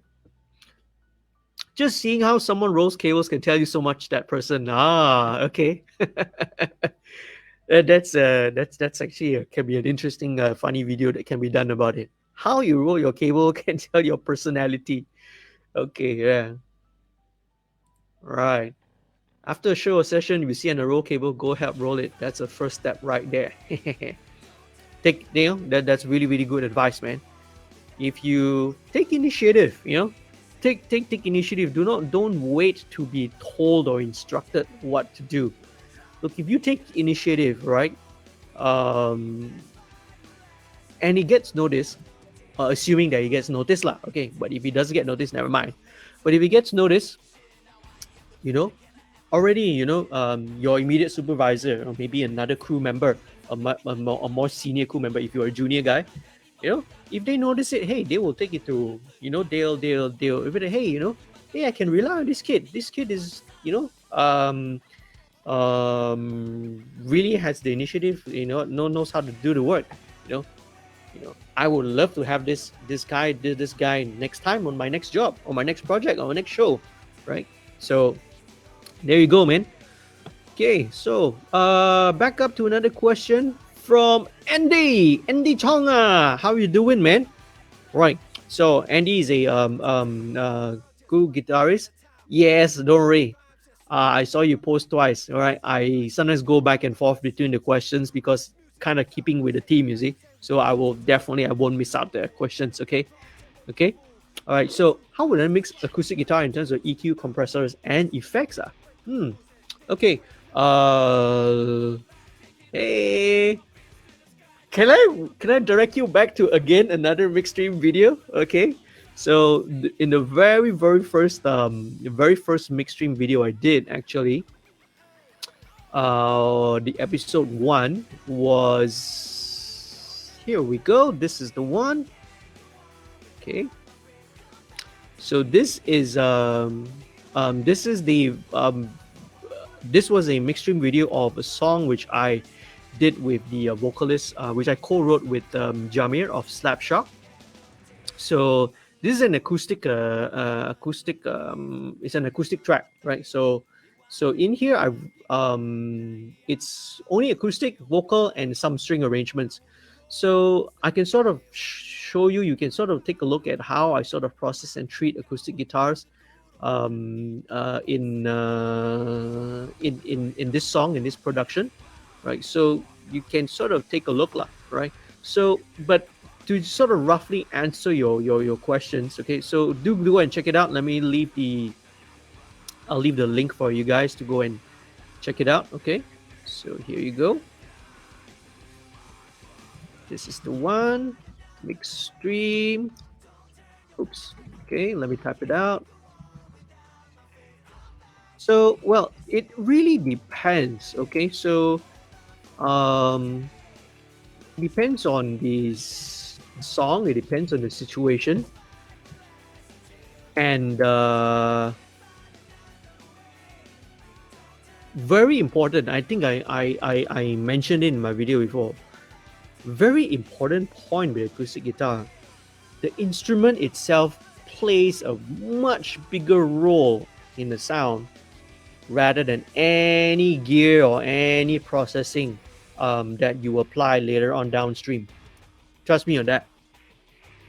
The instrument itself plays a huge role. I would dare to say 80 to 90% of how the sound of the acoustic guitar turns out depends on the instrument.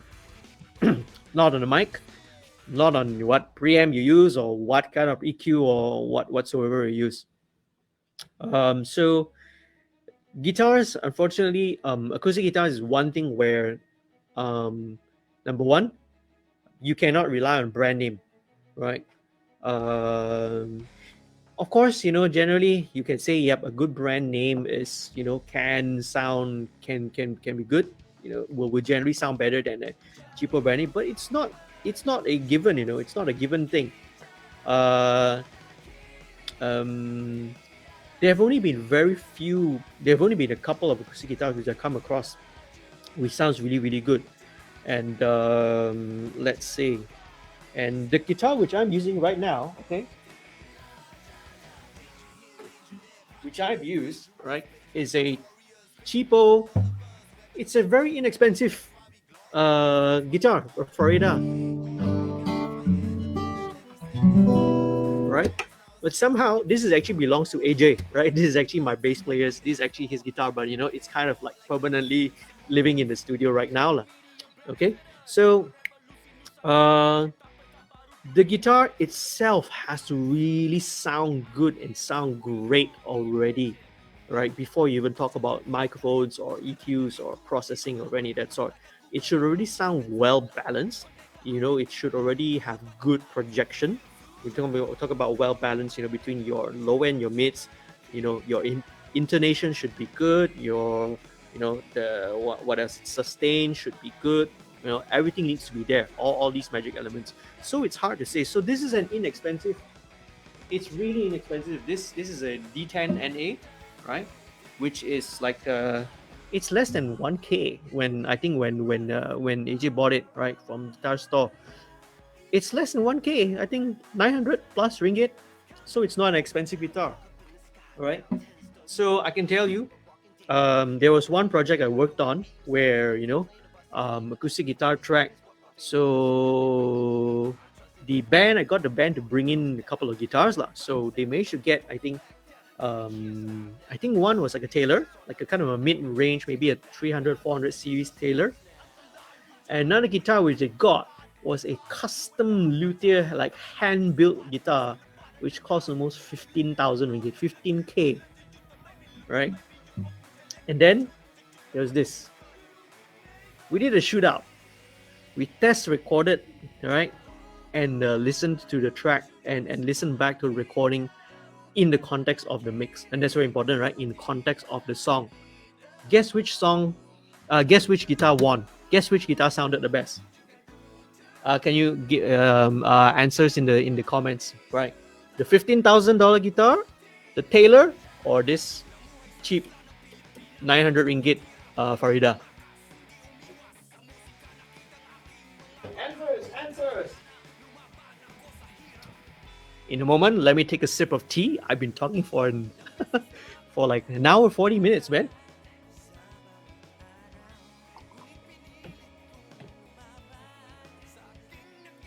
Hey, you're welcome. Hello. Hi, Ritz. Hi. Haritu, we talk on the phone? Yeah. Right. How's your recording, man? Bachmana, how's your drum recording with your mixer? Okay, Andy mentioned, you say so obvious. Was it? Was I being obvious? No, I wasn't being obvious, right?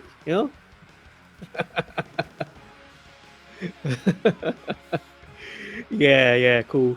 All right. But it is in context lah. Okay, it is of course in context. So the project that we were working on was like a kind of a symphonic metal song. So, right, in context of the song, the acoustic guitar was kind of just playing more of like a rhythmic, your basic strumming, rhythm strumming, right? So in that situation, in that context, somehow, excuse me, somehow the Farida sounded the best. But I would strongly believe, right, the expensive guitar sounded really great. If we were doing a solo fingerstyle track, a fingerstyle piece, acoustic ballad, I would probably go for the more expensive, either the Taylor or the custom built guitar lah. Okay, right? So because it sounds really sweet, while it played really sweet, the fretboard felt so smooth, like butter, But in context, in a rock context, it's like a symphonic metal song.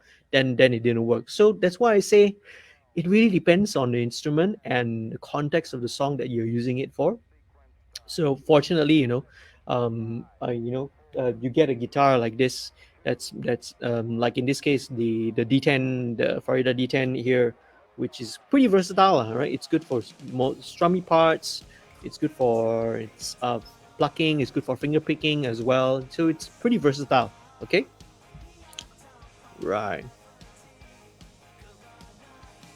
All right, still learning, sir. Right, cool. Right, learning. Right. As learning is actually a two-way process. Okay. I would attribute this quote to actually Jennifer Thompson, who actually has said it a couple of times. Learning is a two-way process. So, as much as hopefully you guys learn something from me rambling and just chatting and just talking in the mic, um, um, I also learn from you guys, from your comments and whatever you share. It's a two-way process, man. So and that's the beauty of learning lah. Okay, so yeah, cool, right. You're welcome, man. Right.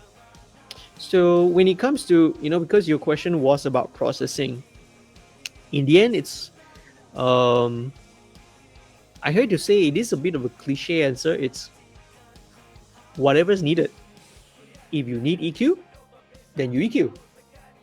You know, again, maybe I should do another. I will do another future video, right, to sort of talk about the a little bit more detail about recording acoustic guitar, because it's actually one of the, I would say it's actually one of the toughest instruments to record.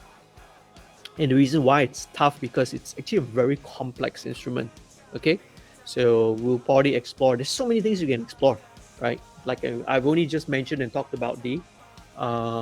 Actually, there's a very good video out there. I'll try and let me try and find it. Let me try and find it. There's one video by the great engineer. His name is Ronan Chris Murphy.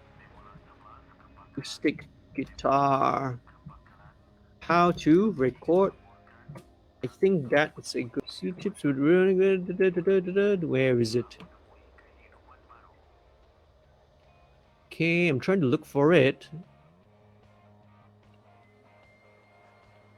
I can't find the exact one. Look, yeah, but you can find a lot.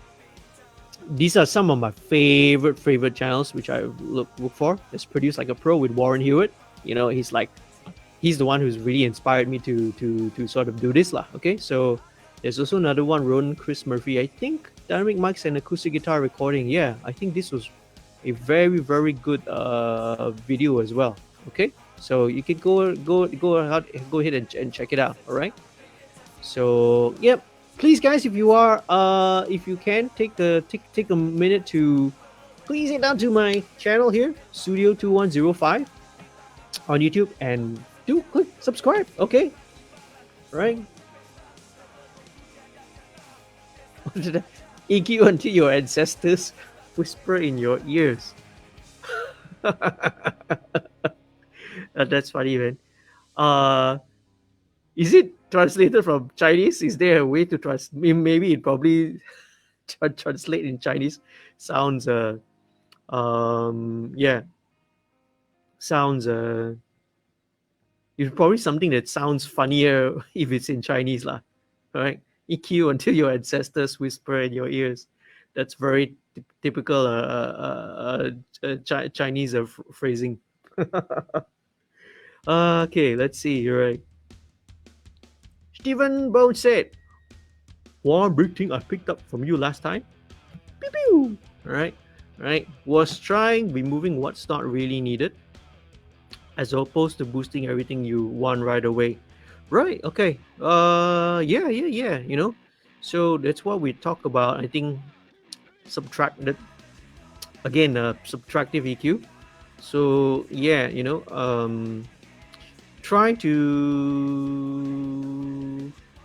if you listen to, obviously if let's talk again in the context of acoustic guitar lah. You really like, it's a great sounding acoustic guitar. You've got a good microphone. You're picking up, and it's a really good capture. If it sounds great already, then you really don't need to do anything. But okay, let's say it's not so great. You have some imperfections. So you have too much low end, too much excessive low mids.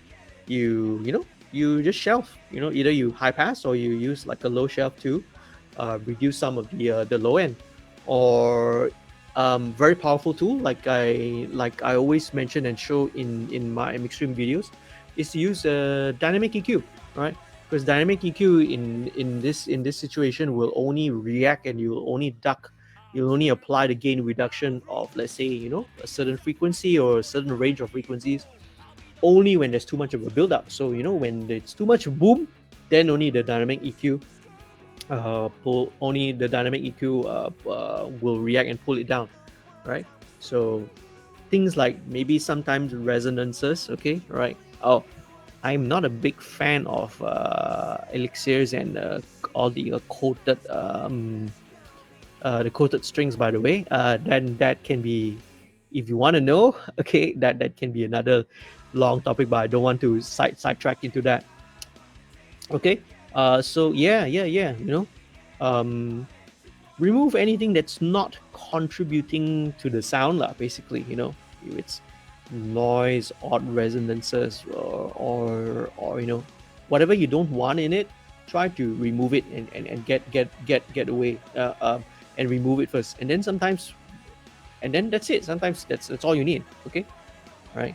But on the other hand, flip side, don't be afraid. If you feel like you need to boost 10K by 20 dB, go ahead and do it. Right? I'm not saying that you're going to do it every time, lah. Okay, but if that's what's needed, go ahead and do it. If you feel like you need to boost 1K by by 12 dB, 15 dB, you want to get that honky mid range sound, go ahead. It's nothing wrong. All right, if that's why you want to do it. Okay. Hi, Haslan. Hey, thanks, man. And oh, your comment is like blank. Can't see what you typed there, right? So Haslan is Haslan. A big shout out to Haslan, and also Zach, who was here early on. I forgot to mention. These guys are actually signed up as patrons to the direct access program. So if you are interested to find out what that is, okay. So the Patreon is actually a crowdfunding website which you can go on to. It's so what it does is you can also sign up to become to support my channel, the Studio 2105 channel. So what it does is that it helps to support, well, financially lah. You can monthly, you can sign up for either as low as like about $3 a month. So you members who sign up, they get to be, not only do they support the channel, but you also can get a lot of perks, a lot of benefits as well. So some of the perks and benefits that you can do is one-on-one tutorial sessions. So right, Aslan, we need to schedule the time, man, to do that mixed review of your song. I promise you they'll do it after Raya. I definitely will do it. Okay. Okay. All right. Let's do it. Right. We'll talk off stream, and let's do a one-on-one session. So there are some of the students who have signed up. Okay. To the direct access and VIP access tiers. So what I do is, I will sometimes do one-on-one sessions with them. It's usually over Zoom or Skype, and via screen sharing. And you may have a certain topic that you want to ask about. They will ask about this certain topic, just like what the questions you have, and then I will usually run it through with them, and it's very cool because not only I can demonstrate on my DAW and screen share, but if you if you have your own DAW and you have Zoom as well, we can do via remote control. So I can remote control your DAW over here, whilst over here, so I can sort of manipulate your DAW and run with you, run these sort of things to you as well. Okay, so if you want, go and sign up. Let me put the website down here. Right. Lots of other benefits as well. If you like a VIP tier benefit, all right, I also give like discount codes. So if you, let's say, if you want to hire and rent a studio or some other of the services, okay, let me put the website first. Okay, patreon.com/studio2105. Here we go. This one. Here you go. All right. So head on down. I really appreciate it. Okay. Like I mentioned, right? So some on VIPs, you get exclusive content. You get like sneak peeks, right, of behind the scenes content as well. You get early updates, right? So usually patrons will always be informed and updated about content, earlier than the rest of the public. And yeah, discounts, so any of the studio services, mixing, the fees, the rates, the packages, there's always there's also a discount if you sign up. So actually, if you are smart and you're clever, you can actually save a lot of money, if you sign up to your patron. So for example, it's a way to game the system lah. Okay, right? It is kind of my fault, but if you actually sign up to become a patron, okay, you can actually save a lot of money if you actually want to hire the studio, or you want to rent the studio, or you want to engage on any of our services. So do head on down, check out the Patreon page, patreon.com/studio2105. Look through all the different tiers and see what is popular for you. There's actually another thing which I kind of want to share and sort of quickly mention to you guys. All right. Do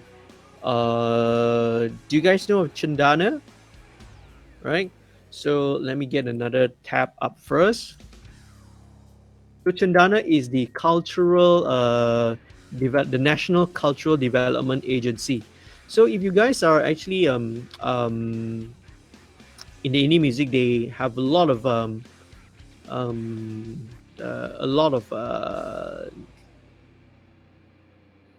funds and that are out there. So let me try and screen share that with you. Okay, how do we do this? Remove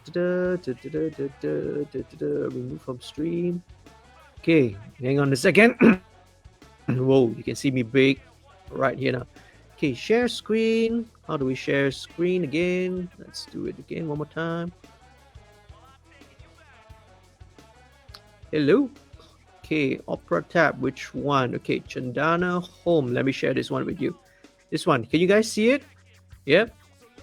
So this is the website. Okay. www.chandana.com.my. So they have recently just launched a new independent music fund. This is a brand new fund.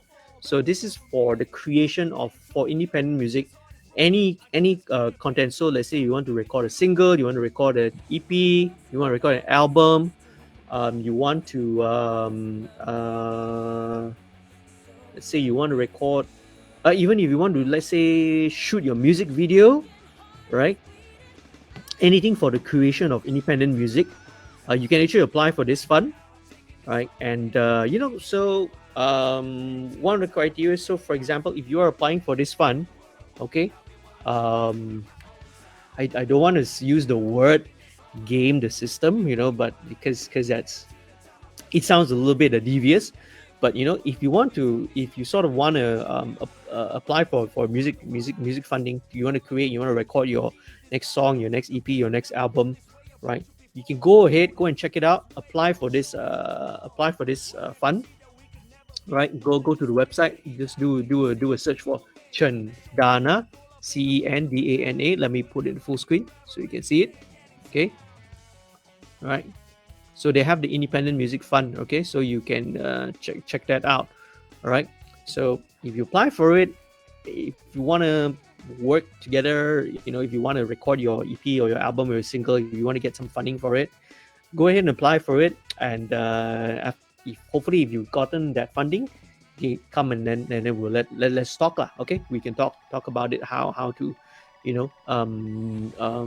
work a suitable budget for you. They have other funds as well. You can check out. They also have like COVID-19 some funds. Okay. They have now something for visual artists. You can also have this. There are a few others as well. There's the Create Now funding. There are lots of funds. I suggest you go to their website and check it out lah. Okay. Let's see what else is there. Okay, let's go back to how do I go and change to a different stop screen. Let's share another screen. Share it back to this one. Okay, cool, very cool. Back to my direct access. Okay, all right. Hey, Kazlan. Okay, cool. Oh, just insert a smiley face. All right. Oh, I think StreamYard can't see the emojis. I think. Excuse me. All right. Still try to find time that's suitable. Okay, all right, no worries, man. Just hit me up. Just let me know which date and which time is good for you. Okay, so hey guys, it's already coming up to 12 midnight. So do you guys still have any questions? If you still have any sort of questions, remember, you can sort of hit me up either here on Facebook, or any of my social media or my email. Okay, So let's see. Here we go. You can see, right? So this is my Twitter, my Instagram. You can just look for Mixbar2105. Actually, if you Google 2105, the high chance, high likelihood that you will probably going to see me lah. Okay. All right. So hit me up if you have any questions, you have any comments, or email me whatsoever in the social media. Just leave it to there. And remember, do try and check out patreon.com/2105. Okay. Also my YouTube channel. All right. Go head out and please do subscribe to it. And let's see, where's my YouTube channel? Where's my YouTube channel? Let me type it out. I can't find a comment up here. All right, but you can see lah. All right, just look for Studio 2105 on YouTube. Please subscribe. Okay, I would really appreciate it. It will really help to lift up the channel. Oh man, and someone who just joined, Jeffrey. Jeffrey, how are you, man? I so long have not seen you. Jeffrey is all the way from Taiwan. Okay, all right. Yes, it's a happy face. Right, indeed, it's a happy face, and I'm really happy to see you, man. How are you doing, my friend? You know. Okay, I'll still hang around. Maybe another five more minutes lah. Okay. Uh, hope you're doing well. Are you still here in KL in Malaysia, or did you go back to? Are you back in Taiwan already? Let me know.